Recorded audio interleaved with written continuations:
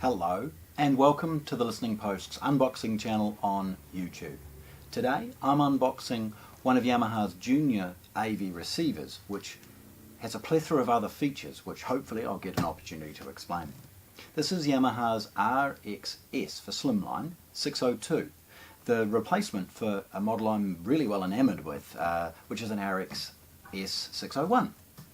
The 601, one of the reasons that I shared it with you in one of our previous unboxings was its ability to be a dual-purpose product. Either a basic 5.1 home theatre, designed to run small, perhaps in ceilings or in walls, or the lifestyle sort of 5.1 packs. But its most popular feature is its ability to be added to a Yamaha MusicCast system and drop in two stereo zones with absolute ease. One of them could be 2.1 and one of them 2.0.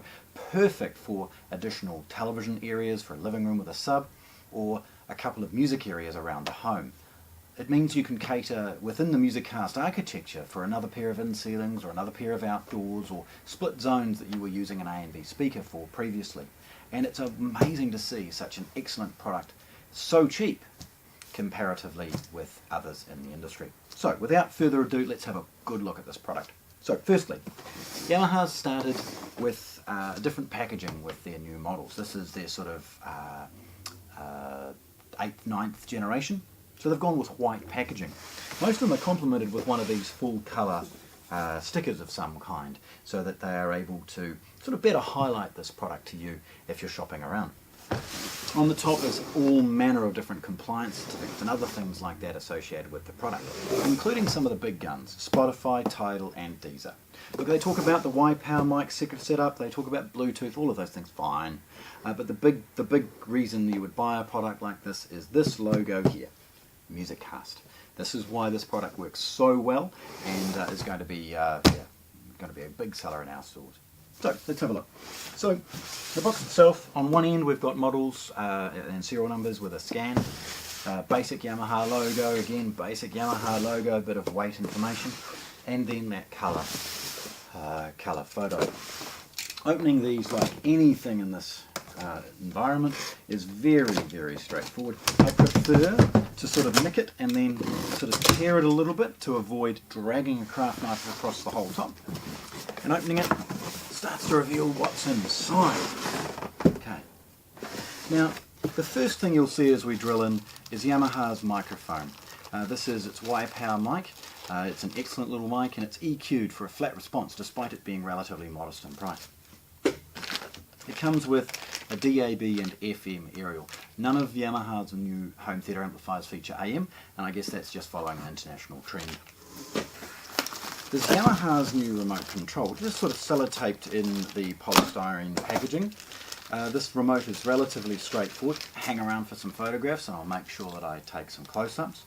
It's got some coloured keys for some of the things that you might need as a hotkey, and it's got some basic information, inputs and other things at the top, along with a main or second zone switch. There is a set of AAA batteries, and there's the user manual and other information inside a little plastic bag. Now, drilling into that bag for a moment, there's a couple of things to look out for. Now, these are really easy to set up. If you're plugging it into a TV, by the way. It's a little bit more difficult if you're trying to make it work without. You've got some basic contact information about Yamaha's worldwide representation inside its plastic bag. It's got a say hello to Spotify and Spotify Premium, an Australian and New Zealand warranty card, although if you're buying this from any specialist, the warranty cards are irrelevant because one phone call, they'll sort it.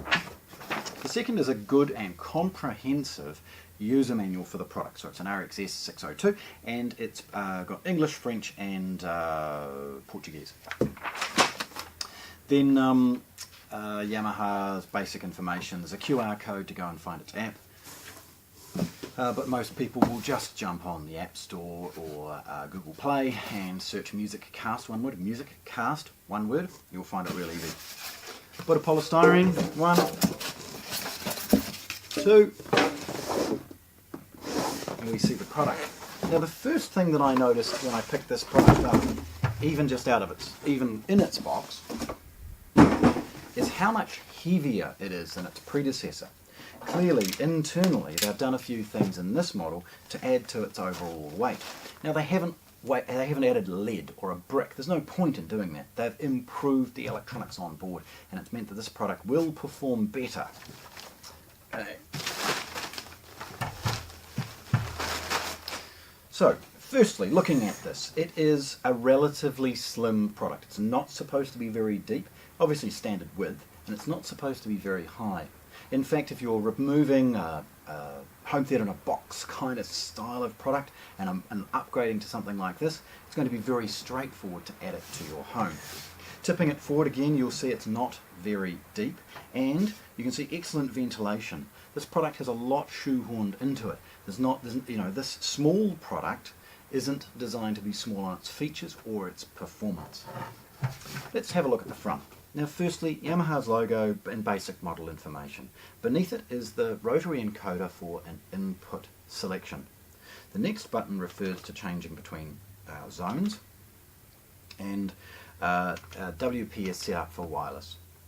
You've got your main power button, headphone socket. This is 6 1/4 inch, and this is where you can plug in headphones for either music or their silent cinema mode.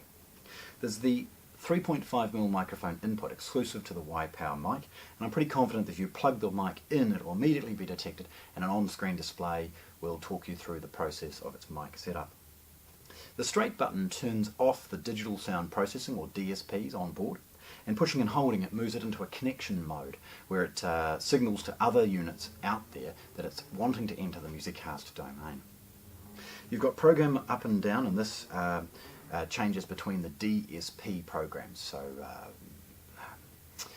concert hall, 7-channel stereo, 2-channel stereo, sci-fi adventure, all of these DSPs are on board nowadays.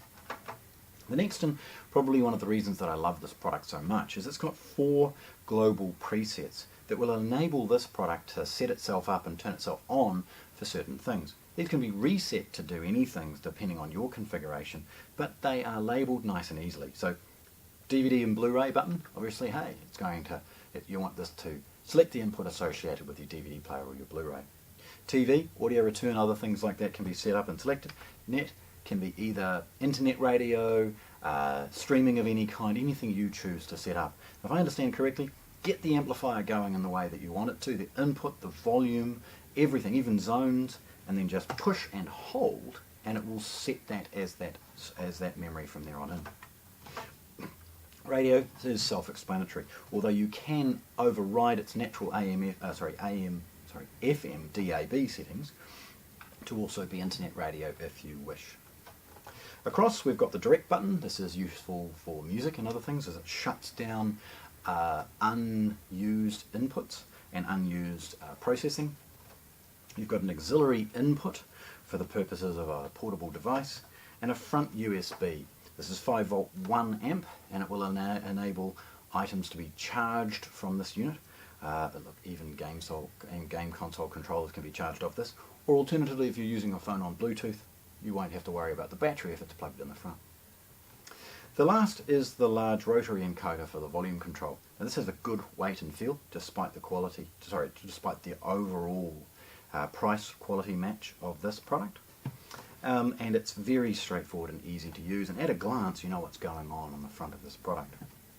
Tipping it forward, there's some screen printing associated with Yamaha's DSP, MusicCast, Bluetooth, Wi-Fi, HDMI, and the 2 main processing on board for DTS, HD, and Dolby Digital audio. Spinning it around to the side again, you can understand that it's not very deep. And if we look at the rear, I'm going to turn up the 2 external Wi-Fi aerials. Yamaha's latest products are featuring 2 because they're running a dual band Wi-Fi, 2.4 and a 5 GHz. And should you add wireless rear speakers in the new MusicCast 50 or MusicCast 20 speakers, then it will actually set up its own wireless network over that 5 GHz bandwidth. Tilting it up and have a look, we've got beside that one of those wireless aerials, we've got the HDMI ins and outs. It's a single HDMI out and 4 in, so quite well appointed for something at this price and quality. Over the side we've got its network socket and then the other second aerial. Beneath it we've got an optical input, most likely used for the audio return out of a TV, 2 coaxial digital inputs, and a series of composite video ins and outs in case you have some legacy items that you may wish to use. There is an analog input left and right, along with 2 individual inputs marked audio 2 and 3. It has a subwoofer pre-out, and above that the terminal where you're going to connect the DAB/FM aerial. The amplifier has 5 channels of amplification, and you'll see those 5 labelled clearly here, with front, centre and rears. Above the rear though is the extra speaker logo or screen printing, enabling this set to be reallocated. So if you are using this product as 2-zone stereo, you've got these 2 and these 2 utilised in that situation. Okay, so there we have it. This surprisingly weighty, really good sounding, brand new home theatre amplifier, the RXS602 AV receiver, unboxed here at the Listening Post, Christchurch. Thanks for watching. If you want to see more, subscribe to our channel.